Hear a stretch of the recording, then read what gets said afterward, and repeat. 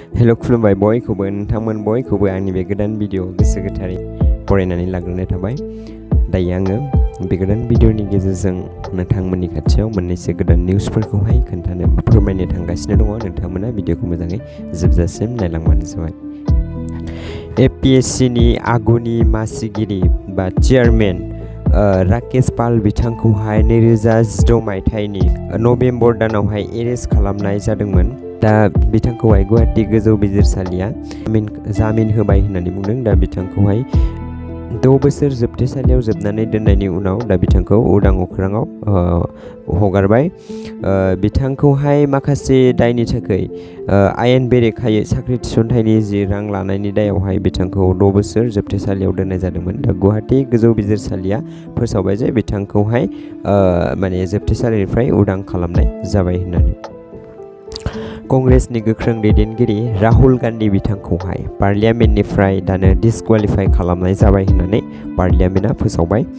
मोनसे नटिफिकेसननि गेजेरजोंहाय दायो जिनाखि राहुल गान्धी बिथांखौहाय लकसभा, जायखौ जोङो लवार हाउस होननानै बुङो, लकसभानि जेनाखि मासिनिफ्राय बिथांखौहाय दानो डिसक्वालिफाइ खालामबाय आरो बिथाङा इलेक्सन गेलेनो मोननाय नंला होननानै बुंदों।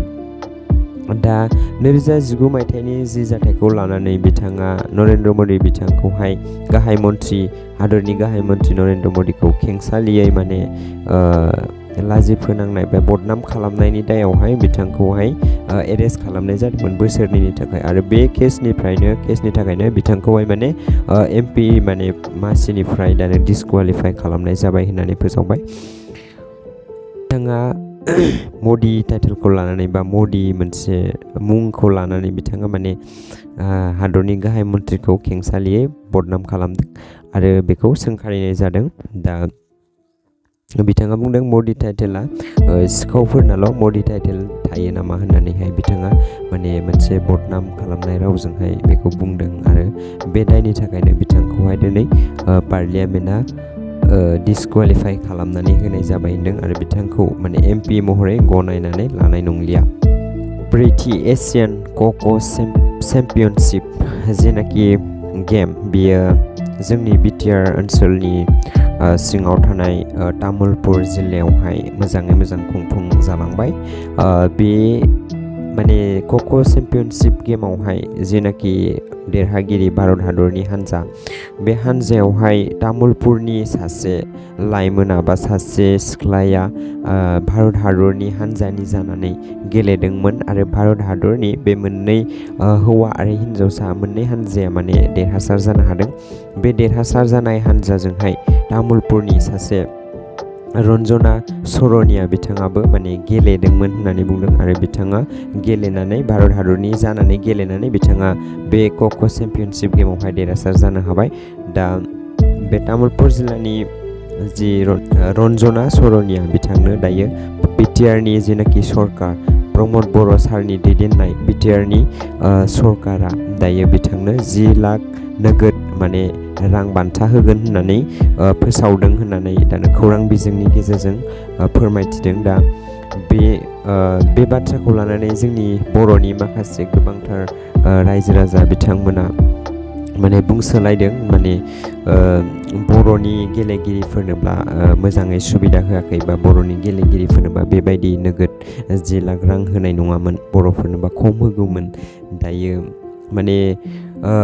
गोबांथार बर'आवबो गेलेगिरिफोर दङ, मोजां मोजां गेलेग्रा। दायो गोबांथार बर' हारिनि गेलेगिरिफोराबो जौगालांगासिनो दङ गोजौ थाखोजोंहाय। दा गेलेगिरिफोरनो गोबां सुबिदा नांगौ जायो होननानै जोङो मिथिनो मोनगौ। गोबां सापर्ट नांगौ जायो, फाइनेन्सियेल सापर्ट। आरो जोंनि बर' हारिनि गोबां गेलेगिरिफोरानो गरिब न'खरनिफ्राय फैनाय, रावबो गोनां गिदिर नङा आरो थोजासे नांगौ बायदि न'खरनिफ्राय दिहुननानै होनो हाया माखासे गेलेनायनि सुबिदाफोरनि थाखाय। दा बे बाथ्राफोरखौ लानानै जोंनि रायजो राजाफोरा बुंदों। जोंनि बर' हारिनि माखासे, आं सानो बिथांमोननि बुंनाय बायदिब्ला, जायनाखि रायजो राजाफोरनि बुंनाय बायदिब्ला हयथ' मोनमाराखै खोमा होननानै आं सानो। दा जोंनि बर' हारिनि सोर मोनदों सोर मोनाखै बियो मिडियायाव रोखा फैयाखै, बिनिखायनो जोङो मोजाङै मिथिनो मोना जे सोर मोनमारदों सोर मोनमाराखै। दा मोनदोंबो जानो हानाय, जों बेखौ रोखायै बुंनो हाया। हयथ' बियो मिडियायाव फैयाखैबो जानो हागौ, मोनदोंब्लाबो सोरबाया मोनदों सोरबाया मोनाखै बेबायदिबो जानो हागौ। आरो थार बाथ्राखौ जोंथ' बुंजोबनो हाया नंगौ बबे मोनमारदोंना मोनमाराखै। आसा खालामो जोंनि गासै बर'नि गेलेगिरि बिथांमोनाबो बिटिआर सरकारनि बा जायखि सरकारानो थाया मानो जोंनि बर'नि सरकार दैदेननायावहाय जायनाखि बिथांमोनाबो नांगौ बायदि सुबिदाखौ मोनो गेलेनायावहाय आरो गोजौ फारसे जौगालांनो हायो। बेखौनो आङो गासै जोंनि दैदेनगिरि बिथांमोननिसिम खावलायहरनाय थाबाय। NIA आदालतआ मोनसे राय फोसावबाय होनदों सानै जानाखि बर'नि बिर जोहोलाव दैदेनगिरि बिथांमोननि सायावहाय। दा रबि बसुमतारी आरो प्रदीप बसुमतारी बिथां सानैखौ माने जिउ जोबजासिम जेनाखि NIA नि राय फोसावनाय नेशनेल इनभेस्टिगेशन एजेन्सि जि आदालतआ दा बिथां सानै जोहोलावनि सायावहाय जि रायखौ फोसावदों होनदों, बे राया जाहैबाय बिथांमोनखौ जिउ जोबजासिम साजा होनांगौ जोबथेसालिनि। दा बै समावहाय जि आदिबासिनि जाथायखौ लानानै बिथांमोनखौ माने जोबथेसालियाव जोबनाय जादोंमोन। बे माने बिथांमोनखौहाय दायो जिउ जोबजासिम साजा होनाय जाबाय होननानै फोसावदों। दा बेनि सायावहाय दुलाराय बर' फरायसा आफादनि जि आफादगिरि दिपेन बर' सार बिथाङाबो माने मिडियायावहाय बाथ्रा बुंदों। बियो माने बिटिआर सुक्ति जेनाखि बर'नि मोनसे गोजोन गोरोबथा होननानै बुंदों, जायखौ पिस एग्रिमेन्ट बा पिस एकर्ड होननानै बुंदों।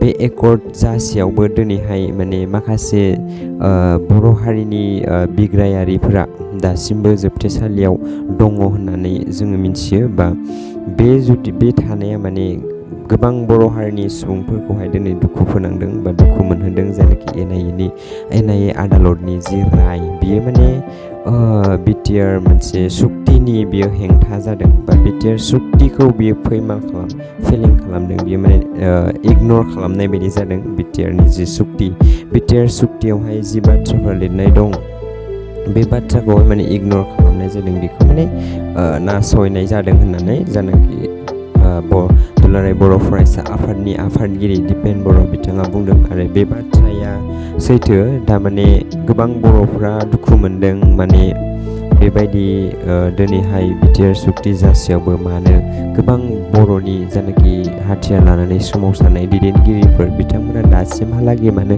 जोबथेसालियाव थानो गोनां जाखो, गोबां मानसिफ्रा सोंथि खालामो बा गोबां मानसिफ्रा माने दिनै दुखु मोननाय फोरमायो बे बाथ्राखौ लानानै।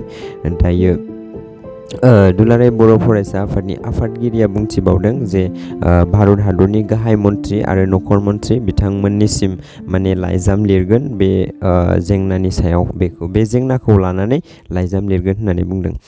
दा बे बाथ्राया दुखुनांथाव जायो। दासिमबो माने जोंनि माखासे हाथियार लानानै दैदेननाय दैदेनगिरिफोरा दासिमबो जोबथेसालियाव दं आरो बिथांमोननि माखासे सुबुंफोरा जिउ जोबजासिम जेनाखि साजा फोसावजाबाय, बियो गासै बर' माहारिनि थाखाय मोनसे दुखुनांथाव आरो बयनिबो गोसोआवहाय मोनसे दुखु होथाव। बिदिब्ला दिनैनि भिडिअ बेखिनियानो। नोंथांमोना भिडिअखौ नायनानै मोजां मोनोब्ला अननानै लाइक, कमेन्ट आरो शेयार खालामनो दाबाव। बेबायदि गुबुन गुबुन भिडिअ नायबाय थानो थाखाय नोंथांमोनखौ गुरैयै खावलायो। नोंथांमोना आंनि बे चेनेलखौहाय फल' खालामनो दाबाव। गोजोन्थों।